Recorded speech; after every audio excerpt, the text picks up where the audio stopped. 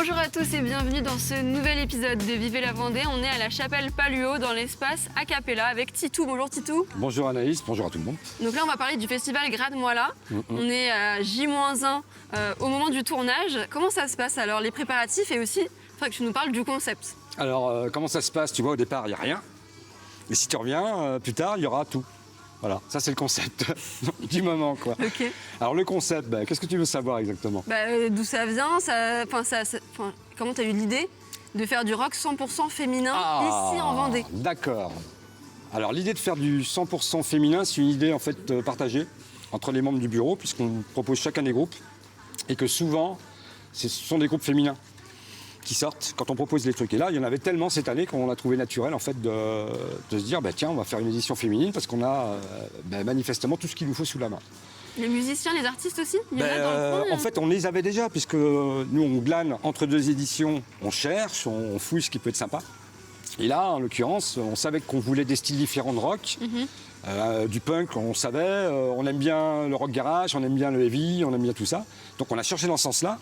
Et puis, il y a pas mal de groupes féminins qui sont sortis à ce moment-là, quoi, en fait, parmi le lot. Et on s'est dit, allons-y, faisons une édition 100% féminine. Voilà comment est née l'idée, quoi. Et c'est la 32e édition, là. Oui, mais pas féminine. Ah, voilà. C'est-à-dire que c'est la première fois que c'est totalement féminin ou... Ah oui. Il y a eu beaucoup de groupes. Il y a eu des groupes de filles, il y a eu des groupes avec des filles qui jouaient avec des gars, mais un 100% féminin avec que des filles dans des groupes de filles, c'est la première fois. Et pourquoi vous vous êtes dit c'est le moment idéal et ça peut intéresser du monde? C'est peut-être l'époque qui fait ça. MeToo, tous les événements qu'on a pu voir ont fait qu'il y a beaucoup d'événements qui proposent ça, parce qu'il y a une attente.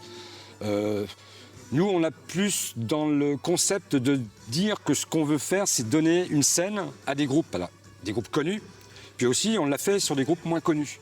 Et également à des concepts. Donc le but, c'est pas forcément de faire du féminisme ici, sur l'édition. Nous, c'est de donner une scène pour que des groupes, s'ils ont envie d'en faire, ils vont en faire. C'est eux qui vont délivrer le message, en fait. C'est du rock particulier, tu parles de heavy, etc. C'est du punk, c'est pas du simple rock tranquille, quoi, de ce que j'ai compris. On a une orientation qui est plutôt punk rock. Alors c'est très large, le punk rock. Manu Chao, par exemple, ça fait partie du punk rock. Bon. Mais on élargit à tout ce qui est un peu rock énervé, en fait. Si tu veux retenir cette formulation, ça peut être du hard rock, ça peut être du heavy. Donc là, on a un groupe de heavy. Ça peut être du punk rock au sens avec la crête, là, tu vois. Ouais. On a un groupe de filles, là, comme ça. Ok. Ouais. Et ça peut être du rock garage. Et là, on a Madame qui fait du rock garage. C'est quoi du rock garage? Du rock garage, c'est du rock des années... c'est du rock dandy des années 70, mais à l'anglaise. Et ça a été repris, par exemple, par des groupes comme Nirvana aux États-Unis, sous d'autres formes. Enfin, tout ça, c'est un rock qui est extrêmement... violent? C'est pas violent. Enfin, tu vois, Kurt Cobain avec Nirvana. Ouais, je vois l'image un peu. C'est très brut de fonderie, quoi. Très puissant, très énergique. C'est vraiment la notion d'énergie qui nous guide dans le choix des groupes. C'est un festival qui est totalement indépendant. C'est ça qui fait votre force. Ouais. Est-ce que tu peux nous dire, en Vendée, tu représentes avec ta petite équipe l'un des rares festivals indépendants de rock dans le département? Oui, c'est vrai. Et c'est un choix, d'ailleurs. Alors c'est un choix parce que ça oblige, on va dire, à avoir une approche responsable de l'organisation. Puisque comme on n'a pas de subvention, ça veut dire qu'on n'a pas l'argent. Donc on est obligé de monter un projet viable, donc de choisir, d'avoir un budget, de choisir des groupes que les gens aiment. Donc il faut trouver les groupes que les gens aiment dans le budget qu'on a. Et on n'a pas le droit de se tromper, parce que s'il y a une perte derrière, c'est nous qui assumons.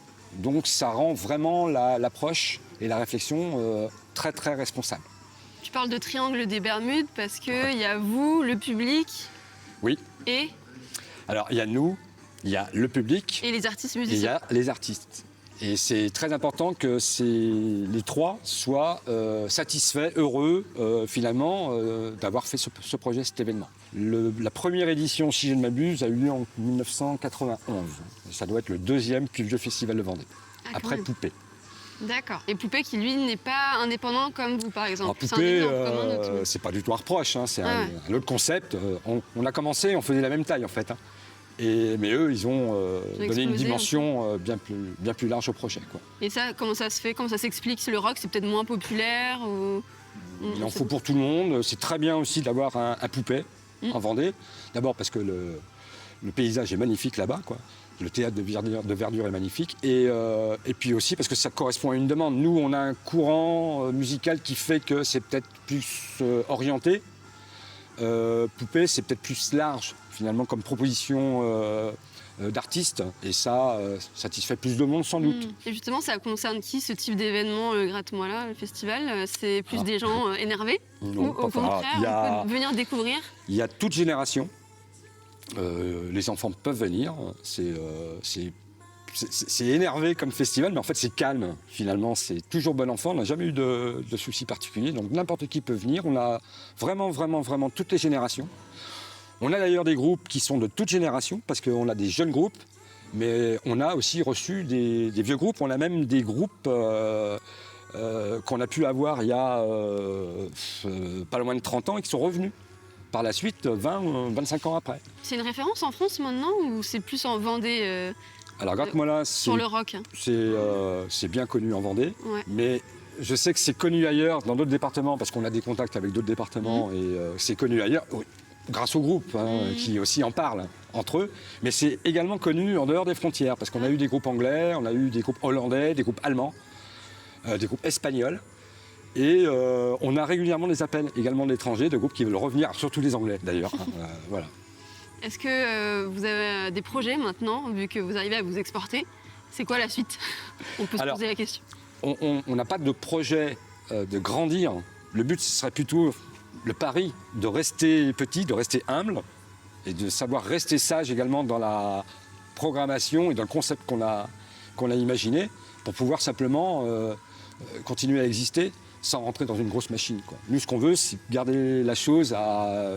Garder l'esprit indépendant. Voilà, il y a une taille humaine, quoi. Il faut que ça reste quand même quelque chose qui reste à une taille humaine. Et d'ailleurs, c'est ça qu'apprécient aussi tous les gens, les sympathisants, les techniciens, les bénévoles, même les gens qui viennent, c'est ce côté-là qu'ils aiment bien. Justement, c'est pas une grosse machine. Pourquoi Gratte-moi là et pourquoi la mascotte du lapin?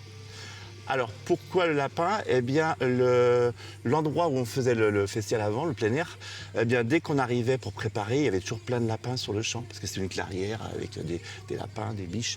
Et on s'est dit, bah, tiens, les lapins, ils sont sympas, on va leur rendre hommage, parce que là, on vient les déranger au moins 8 jours. Donc voilà, c'est un petit peu dans ce sens-là de rendre hommage aux lapins. Et Gratte-moi là? Parce qu'après, ils se grattent.